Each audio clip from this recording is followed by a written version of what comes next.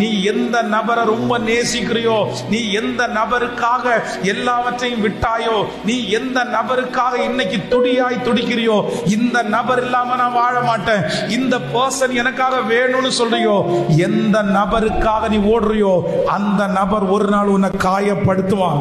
அந்த நபர் உன்னை ஒரு நாள் நடு தெருவில் கொண்டு வந்து விடுவான்.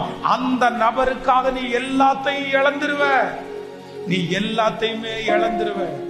எல்லாத்தையுமே இழந்து உன் கிருபை உன்னை விட்டு போயிடும், உன் திறமை உன்னை விட்டு போயிரும், உன் படிப்பு உன்னை விட்டு போயிரும். கடைசியில அந்த ஒரே ஒரு நபர் உனக்கு கிடைச்சா போதும் நீ நினைப்ப.